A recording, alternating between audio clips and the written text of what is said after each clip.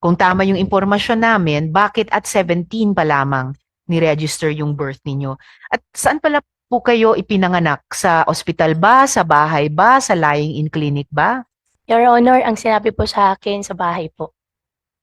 Sa bahay. Saan po yung bahay ninyo nung ipinanganak kayo? Hindi ko na po, Your Honor, hindi ko na po alam. And then, still out of more than curiosity, saan po kayo nagtapos ng elementary? Homeschool po ako, Your Honor. Kasi salo po kami ng farm. Anong taon po kayo nagtapos sa homeschooling sa elementary? Your Honor, dire-diretso po. Bandang anong taon natapos po yung grade 7 sa homeschooling? Your Honor, tutorial po kasing ginawa po sa akin. Salo po kasi kami ng farm nakatira po.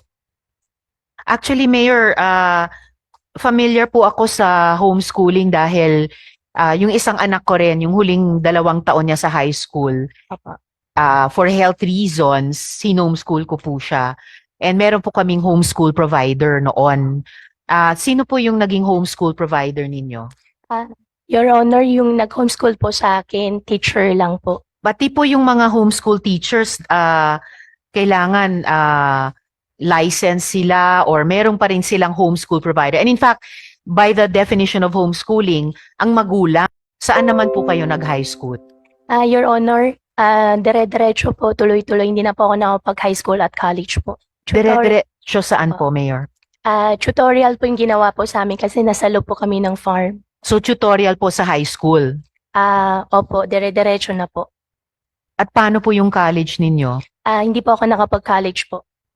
Okay, pero nagtapos kayo ng high school. Ang binigay lang po sa amin po na pinaka-libro po is si Teacher Rubilin na po. Kung maalala ko po, wala rin po kasi siyang grades. Andun lang po siya sa amin everyday po na after po ng work, siya po yung nagtuturo po sa akin. Kinilala ba ng DepEd yung pagtapos nyo sa high school sa pag-tutor ni Teacher Rubelin? Your Honor, hindi ko po alam. Ever since po si Teacher Rubilin lang po yung nagturo po sa akin. Pero nung nagtapos kayo sa high school, may diploma kayo? Wala po. Or ano pong dokumento na hawak ninyo bilang katibayan ninyo na like any learner? Your Honor, wala po ako malala po na mayroon pong any records po. Kailan kayo po unang lumabas ng Pilipinas? Your Honor, hindi ko lang po maalala po ngayon po. Mga ilang taon kayo noon? Grade school age ba kayo noon or high school age kayo noon? Teenage age po siguro po, Your Honor. All right. At sa unang paglabas nyo sa Pilipinas nung bandang teenager kayo, saan kayo pumunta noon? Hindi ko na po masyado po maalala pero parang Singapore po yata or Malaysia po. Ngayon, Mayor, bilang public servant din, Opo. tulad po ninyo, alam ko, di biro tumakbo sa eleksyon. Kahit local elections, minsan mas pa kung local elections, Opo. malaki ang gastusin. So, alam ko na hindi impertinente na tanungin ito sa kapwa kong nagtatrabaho sa gobyerno. Ano po ba yung source of funds ninyo? Ako po ay isang hog raiser po. Sa Bamban din po yung hog raising operations nyo? Opo. Banda saan po doon? Malapit ba? Malayo? Doon sa Baofu? At gaano pong kalaking operations? Medyo malayo po. Siguro mga 20 minutes po. Malaki po bang hog raising business po ito or maliit lamang? Before po nangyari po yung ASF po, medyo malaki po. Tapos nangyari po yung ASF po, medyo lumiit na po siya. Ilang heads po ito kung kahit medyo lumiit na? Ngayon po nasa 2,000 po. And sa isang taon, ballpark figure, magkano ang kinikita ng isang 2,000 head hog raising business? Your Honor, kada harvest po namin per head, siguro ang margin po nasa around 3,000 to 4,000 pesos po. So, at ilang harvest po sa isang taon para sa 2,000 heads at 3 to 4,000 per head, mga magkano sa isang taon ang kinikita po? 2 beses po nanganganak po, Your Honor, 2 beses po nanganganak po ang isang baboy po bawat taon po. So more or less po nasa 1.5 times po ang harvest po per sow po. So, given all these factors, taon-taon po magkano ang kinikita sa hog raising business? Your Honor, ang kinikita po namin ngayon po medyo hindi po siya stable po. Gawa po ng may ASF po ngayon. Fluctuating po yung presyo po ng baboy po. So, and yet, meron kayong source of funds para parang ang out of the blue makatakbo at manalong mayor noong 2022 sa Bamban. Opo. And Your Honor, one of the reason din po na nag-divest po ako ng 2022 po. 2021 po pala, Your Honor. So, opo, nag-divest kayo. Pero ang gusto kong alamin, paano kayo naka-mobilize ng sapat na campaign fund para, yun na nga, parang out of the blue, dating negosyante, tapos naging mayor sa unang pagsubok nyo pa lang? Opo. Yeah, Your Honor, tinulungan din po ako ng mga kaibigan, tinulungan din po ako ng previous administration din po. Sino mga kaibigang ito na tumulong sa inyo na tumakbong mayor at manalo? Mga kaibigan ko po na sa hog racing din po. Nasa hog racing or nasa Baofu? Nasa hog racing po. Wala po sa Baofu po, Your Honor.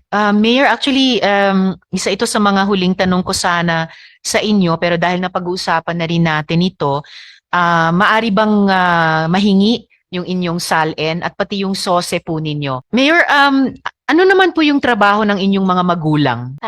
Yung father ko po, retired na po. And yung nanay ninyo? Hindi ko po nakasama po yung nanay ko pong lumaki po. Noon, ano po yung trabaho ng inyong ama? Negosyante po, Your Honor. Negosyante sa hog racing din or sa Pogo or sa iba pa? Hog racing po. Hindi po kami involved in any pogo operation po, Your Honor. Matagal na po ba kayong may kaya mula sa panahon ng ama ninyo? Or self-made po kayo, ma'am? May konting kaya po yung magulang po at nagsikap din po ako, Your Honor. Saan po galing yung sinasabi niyong konting kaya? At bukod sa hog racing, bago nun, at bago ng Baofu, saan po kayo nagsikap? Your Honor, nagtatrabaho po ako sa farm. Nag-alaga po ako ng baboy. Nagpapalaki po ako, nagpapakain. Nagpapapanganak po ako ng baboy po. Sa farming po talaga kami, Your Honor. Yung ama po ba ninyo ay Chino rin? Ang alam ko po sa tatay ko po ay half Chinese, half Filipino po. Half Chinese, half Filipino. Okay po. Ngayon, ma'am, may ito-flash po akong helicopter, RP-C1902, na kulay metallic gray. Sa inyo po ba ito? Metallic gray po, hindi po. So may chopper kayong ibang kulay. Your Honor, opo, pero naibenta ko na po. Anong kulay nung chopper ninyo? Your Honor, black po. Black. Kanino po ibinenta? Binenta ko na po sa isang British po na company po. Anong pangalan po ng British company? Your Honor, kunin ko lang po yung exact name po, ipaprovide ko po.